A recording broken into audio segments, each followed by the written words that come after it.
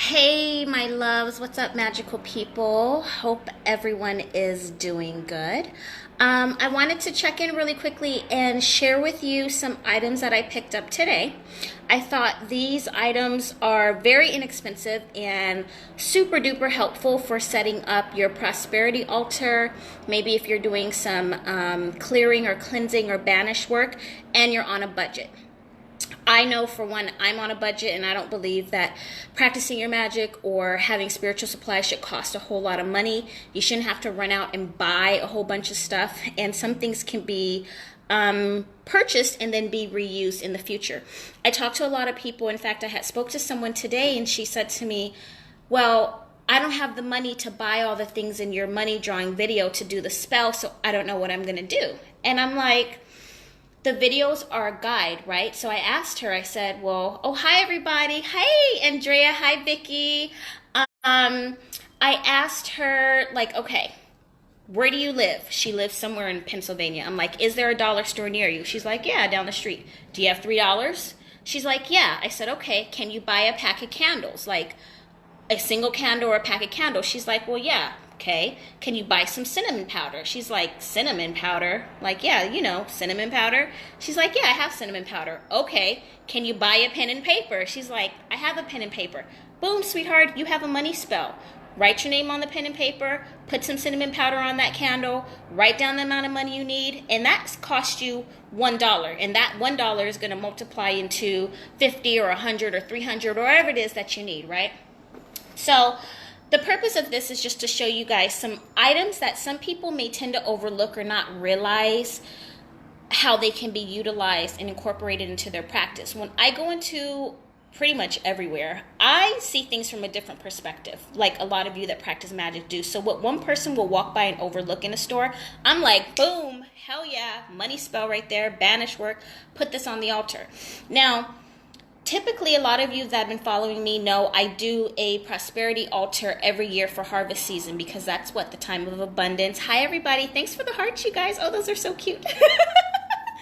And share this video, by the way, if you have somebody that you love or you think that could use this, or you want to share it on your page, because let's face it, Christmas is coming, the holiday season is coming, and we all want to be able to provide for those that we love. So I'm going to show you guys just a couple of very simple things that will increase the energy around your altar. So may or may not specifically draw in what you need, but this is another way symbolically to surround yourself with things that represent prosperity. We're doing prosperity and banishment because some people need to get rid of some stuff, clear away some energy, maybe even clear away some people, who knows. All right, but anyway, these are items that I picked up from the Dollar Tree. Hold on, let me turn around. Let me see if I can flip this camera. Hi, Sherry. Okay.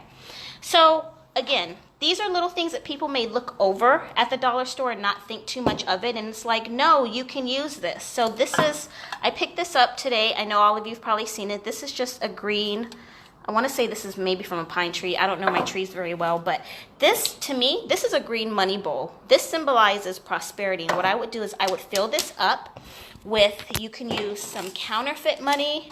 You can use some real money, or you can even, hold on, let me see if I have it. Yep. Do you see this? This is a magnet that's been fed with, see if this is going to focus. This has been fed with magnetic dust. And you can use, it comes in gold dust. The magnets come in gold. They come in different colors. You can get a magnet from the dollar store. But magnetic dust. And how I would use this is I would put my money down in here. You can use change. You can use something else like shredded money. Isn't this cute? More fucking money. My friend Andrea did that for me.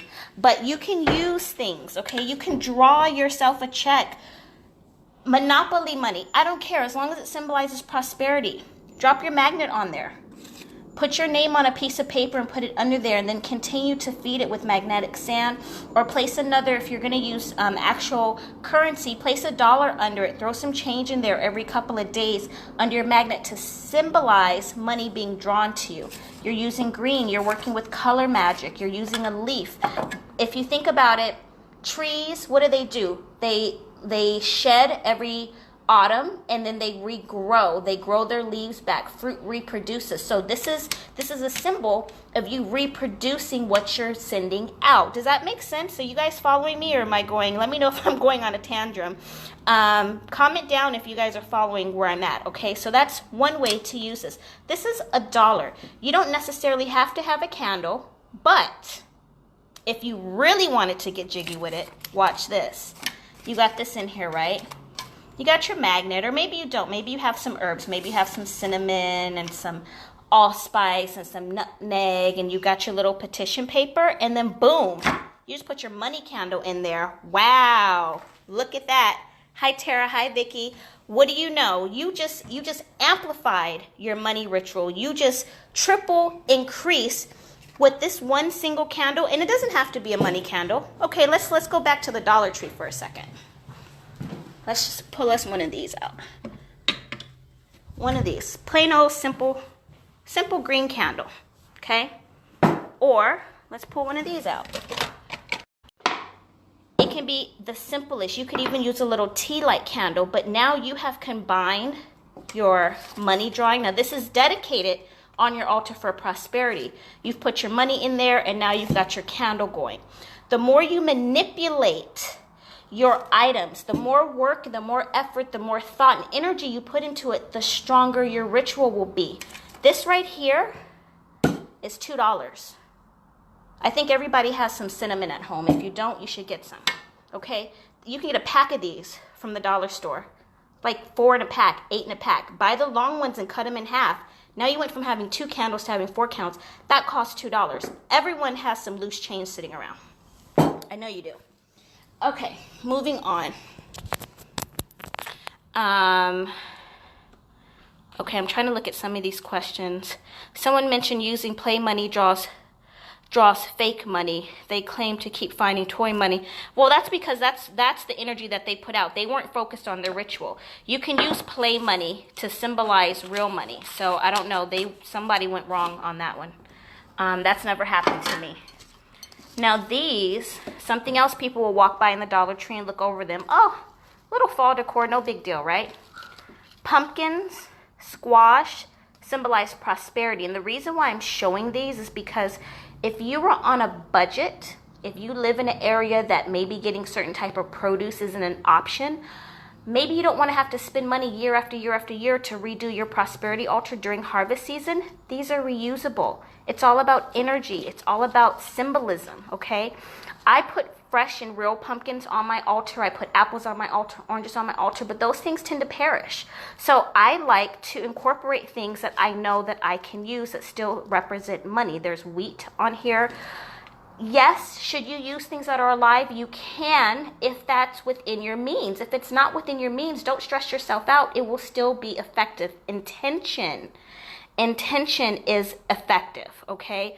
Rivka, do you have to use magnets? No, you don't have to use magnets. You don't have to use any of this, but it helps, okay? You can definitely improvise. If you don't have something, which is the whole purpose of me showing you this, if you don't have something, that doesn't mean you can't be effective. If you don't have the magnets, don't use the magnets. Don't use them. It's totally fine. Your intention behind this is what's important, okay? So something else I found today that I thought was really cute, and this is something that I do, but we all do this, and then we end up dipping into it. So I found these little jars, rainy day fund and vacation fund. Now, to the average person, they're going to be like, oh, how cute.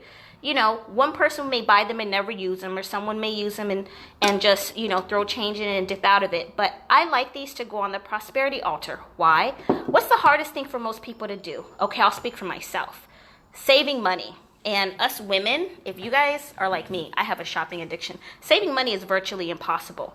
Putting this on my altar, so let's say, for example, like I want to go to Cancun in March for my birthday.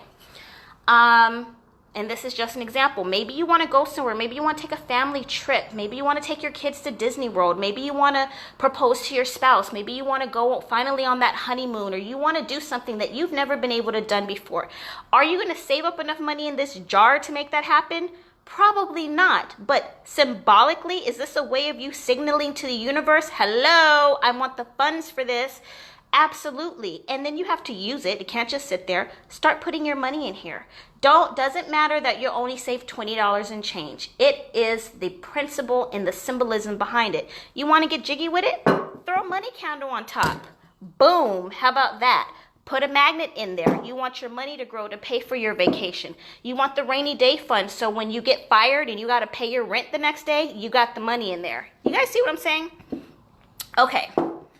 Switching gears a little bit.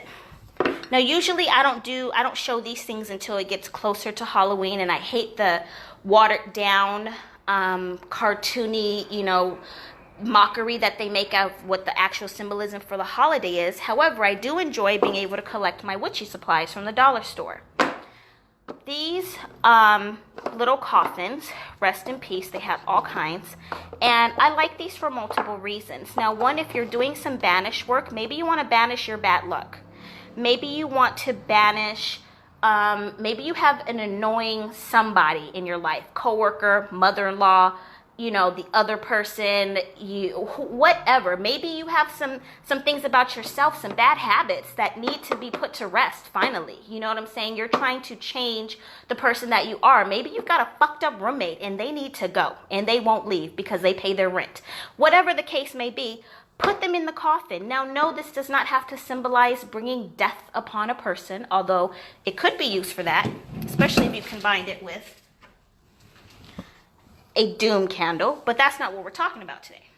We're talking about putting an end to situations that no longer have any place for your life. These are excellent to use. I also came upon some black candles. I've never seen black candles in Dollar Tree. My friend called me the other day and he was like, yeah, I get my black candles from Dollar Tree. And I'm like, Dollar Tree? What the fuck? They don't have black candles. Well, boy, was I wrong. They do now. And all I did was take off the plastic because I don't like having the barcode on here. It's a little plastic, where's this damn thing? Over here, and I just peeled that off, and I'm going back because I've learned a lesson. I only take cash into the Dollar Tree, and today was the one day I wish I had brought more than $10 with me. But anyway, now I have said multiple times in previous videos that you want to pay attention to where you buy your supplies from because things carry energy, and if you have the resources to purchase things from a supplier that carries that metaphysical energy, it's preferable. But if you don't, some people live in different places of the country and out of the country, you just don't have that. That's fine. You can still get your supplies there. You just want to make sure that you dress them, cleanse them, and dress them appropriately. And then the last thing I got was this little thingy here, little book of spells, which is now my tarot card box. They had another one that said witches, brews, and potions, and that's something that I'm going to put my oils in when I put them on my altar to bless them under the new moon that's coming. So I just wanted to share with you guys, these are little things. If you know what you're looking for when you're in places, you can figure out how to incorporate them and take what would be just a very simple ritual and magnify the energy behind it tenfold. And you can save some money by buying some things that are reusable and putting things on your altar, tangible things that are to manifest things that you want. And I know a lot of you may have saw the video that I did when I put the little car on my altar, then I put the plane on my altar, and 10 days later I ended up going to my best friend's wedding that I wasn't really sure that I was going to go to, and all these other things have happened.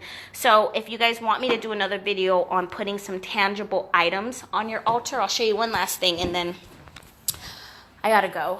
But these little things down here, I talk a lot about Josh paper, ancestor money, and I bought a couple of these to burn on my altar as an offering to my father, my grandmother, and grandfather who have passed away. And I could do a whole nother video on that. But if you're familiar with ancestor money and Josh paper, or if you just want to put things on your altar that symbolize prosperity, okay, it doesn't have to be anything super fancy. I mean, most people, it's an iPhone 6. I mean, how outdated is that? But that's not the point. This is a symbolism of having prosperity in your life. So things like that can go on your altar, or they can be offered. Okay, so it's all symbolic, and that's basically what I'm trying to share. And it doesn't have to cost a lot of money. It really doesn't. I think, especially when it comes to money drawing things, like obviously, if you're trying to manifest money, you don't have a bunch of money to spend on your tools. Like, hello. So keep it simple.